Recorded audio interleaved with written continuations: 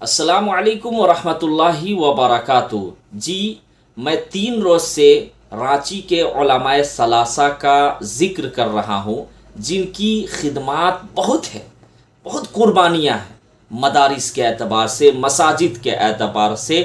اس لیے ان 3 علماؤں کو بھولنا یہ صحیح بات نہیں ہے، اور ویسے بھی کہا گیا کہ بزرگان دین کی قربانیوں کو بھلا دینا یہ مردہ دل انسان کی علامت ہے۔ تو الحمدللہ میں نے اپنے والد محترم حضرت مولانا اختر مظاہری صاحب کے بارے میں ذکر کیا، قاری علیم الدین صاحب رحمۃ اللہ علیہ کے بارے میں بھی میں ذکر کر چکا ہوں، ان کی خدمات۔ اب آئیے مولانا صدیق مظاہری صاحب رحمۃ اللہ علیہ کے بارے میں بھی ذکر کرنے جا رہا ہوں۔ ویڈیو کو مکمل دیکھیں گے اور غور سے سماعت فرمائیں۔ حضرت مولانا صدیق مظاہری صاحب کی پیدائش ان کے آدھار کارڈ میں 1 جنوری 1940 عیسوی درج ذیل ہے۔ بقول ان کے 1960 عیسوی میں مظاہر علوم سہارنپور سے فارغ ہونے والے رانچی ضلع کے پہلے مظاہری عالم دین تھے۔ وہ بنیادی طور پر کیدل رانچی کے رہنے والے تھے۔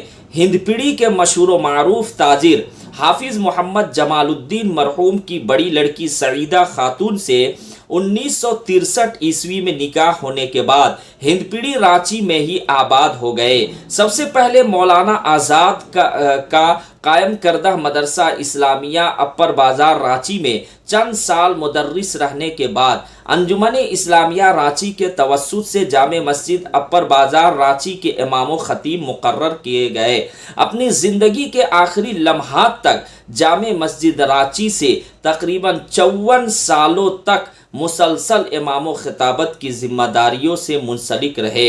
ان کی سادگی بھری زندگی اور ان کے کارناموں کا اگر جائزہ لیا جائے تو ایک کتاب مرتب ہو سکتی ہے۔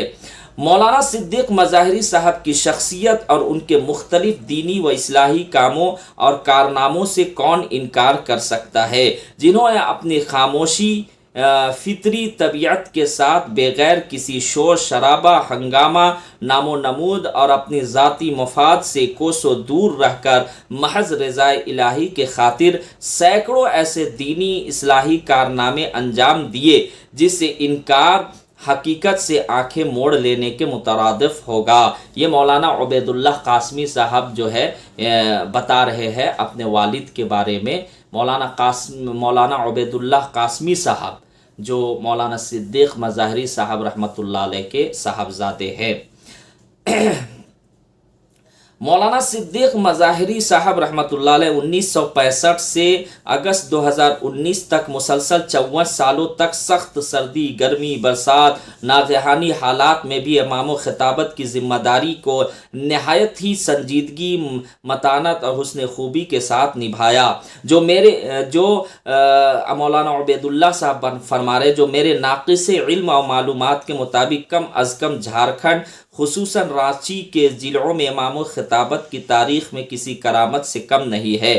لوگوں کے اندر ضروری بنیادی دینی مسائل کی تعلیم کی غرض سے ظہر کی نماز کے بعد دعا سے پہلے بہت ہی مختصر اور بالکل سیدھے سادے انداز میں مسائل بیان کرتے، جسے لوگ بڑی توجہ اور دھیان سے سنتے تھے، جس کا سلسلہ ان کی وفات کے بعد بھی الحمدللہ جاری۔ 1992 عیسوی میں جبکہ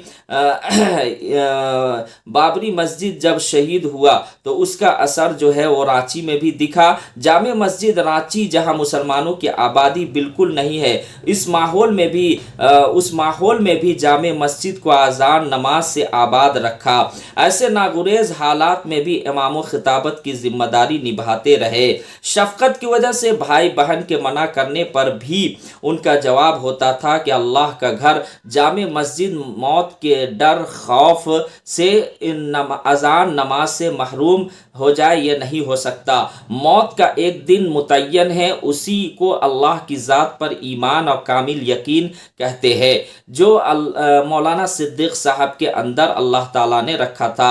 1967 عیسوی کے رانچی کے فساد میں جامع مسجد کے میناروں کو شہید کر کے کافی نقصان پہنچایا گیا تھا۔ پرانی عمارت کی دیواریں بوسیدہ ہو گئی تھی اور بڑھتی ہوئی آبادی کے پیش نظر جامع مسجد نمازیوں کے لیے ناکافی ہو رہی تھی، کیونکہ پرانی جامع مسجد کی عمارت بالکل قدیم گاؤں کی طرح کی مسجد کی طرح ہو گئی تھی۔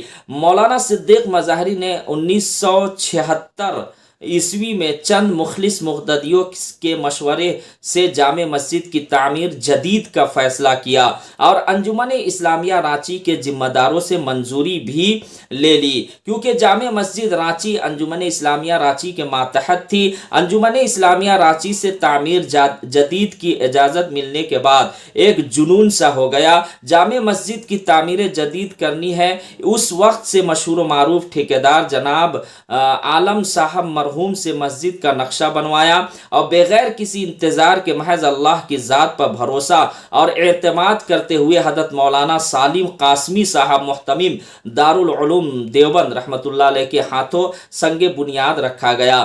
جامع مسجد رانچی کی تعمیر کے لیے مولانا صدیق صاحب مظاہری نے شہر شہر گاؤں گاؤں محلہ محلہ سائیکل میں گھوم گھوم کر چندہ کیا اور اپنی زندگی ہی میں جامع مسجد رانچی کے موجودہ عالی شان عمارت اللہ کے فضل و کرم سے کھڑی کر دی۔ سائیکل کی تیز رفتار سواری اس کی خصوصیت اور پہچان بن گئی تھی۔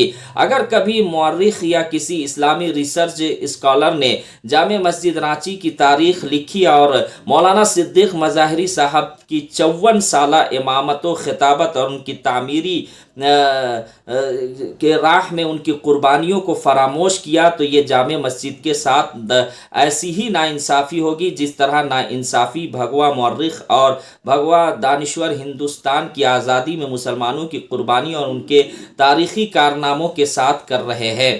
مولانا صدیق مظاہری یہ تھے وہ پورے علاقے میں مسجد کا قبلہ درست کرنے میں بہت ماہر اور مشہور تھے۔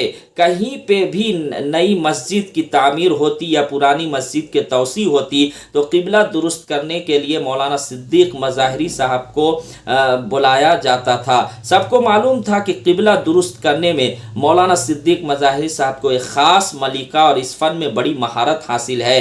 اصلاح معاشرہ یا تعمیر مسجد یا دستار بندی کا جلسہ ہوتا تو باہر سے آنے والے پیشاور مقرر اپنے مقررہ وقت پر آتے اور تقریر کر کے چلے جاتے، جبکہ فی سبیل اللہ جلسہ کی صدارت کر رہے مولانا صدیق مظاہری صاحب جلسہ کے اختتام پر اپنی اپنی مسند صدارت سے اٹھنے میں جب کبھی پوچھتا کہ کل جلسہ میں کتنا نذرانہ ملا تو ان کا سادگی اور معصومیت بھرا جواب ہوتا تھا کہ دینی جلسہ کو روپیے پیسے سے تولا نہیں جاتا تھا۔ میں کہتا کہ جو پیسہ مقرر موٹی رقم لے کر 1.5 گھنٹہ تقریر کر کے چلے جاتے ہیں ان کے بارے میں آپ کا کیا خیال ہے؟ تو ان کا صوفیانہ جواب ہوتا کہ وہ جانے اور ان کا کام جانے، یہ کہہ کر مجھے خاموش کر دیتے تھے۔ ماشاءاللہ یہ مولانا صدیق صاحب مظاہری رحمۃ اللہ علیہ، اسی طریقے سے ہمارے والد محترم مولانا اختر صاحب مظاہری اور قاری علیم الدین صاحب رحمۃ اللہ علیہ کے اندر یہ خصوصیت تھی کہ وہ جلسہ میں جاتے تھے لیکن پیسہ وغیرہ نہیں لیتے تھے۔ کبھی کبھی ایسا ہوتا تھا کہ میرے والد صاحب جو ہے اپنے جیب سے تیل بھرا کر واپس آتے تھے، ایسا بھی ہوا ہے کئی مرتبہ۔ امارت شریعہ مسلم پرسنل لا بورڈ کے ہر اجلاس اور اس کی نشستوں میں جانا اپنے اوپر لازمی سمجھتے تھے مولانا صدیق مظاہری صاحب، اور ضروری سمجھتے تھے۔ اکابر علماء دیوبند اور بزرگوں سے بے انتہا عقیدت و محبت رکھتے تھے۔ عقیدت و محبت کا علم تو یہ تھا کہ اپنے سے چھوٹوں کو بھی حضرت کہہ کر مخاطب کرتے تھے۔ اسی طریقے سے مولانا صدیق صاحب مظاہری کی سب سے بڑی خوبی تلاوت قرآن سے ان کا والہانہ لگاؤ تھا۔ اتنی کثرت سے تلاوت قرآن کرتے تھے کہ آخرکار اپنی زندگی کے آخری لمحات میں پورا قرآن حفظ کر لیا، جس پر وہ اللہ کا شکر ادا کیا کرتے تھے۔ دوسری بڑی خوبی اور کمال یہ رہا کہ مسجد کے معمولی تنخواہ کی کمی کو دوسرے ذرائع سے پورا کرتے ہوئے اور شہری ماحول میں رہتے ہوئے اپنے 4 لڑکوں کو عالم دین بنایا اور 3 لڑکیوں کو دینی و دنیاوی تعلیم دلائی۔ یہ مولانا صدیق صاحب مظاہری کا ہم سب پر بڑا احسان ہے۔ یہ مولانا عبید اللہ قاسمی صاحب فرما رہے ہیں۔ تو یہ 3 علماء جو شہر رانچی کو झारखंड को या फिर झारखंड से बाहर भी बहुत कुछ दिए। उनमें से कारी अलीमुद्दीन साहब रहमतुल्लाह अलैह जो सबसे बड़े थे, दूसरे नंबर पर मौलाना सिद्दीक़ रहमतुल्लाह अलैह, और इसी तरीके से तीसरे नंबर पे हमारे वालिद साहब जो हयात में हैं। अल्लाह ताला उनकी उम्र में बरकत अता फरमाए और सेहत के साथ रखे। इस वीडियो को ज़्यादा से ज़्यादा शेयर करें। अस्सलाम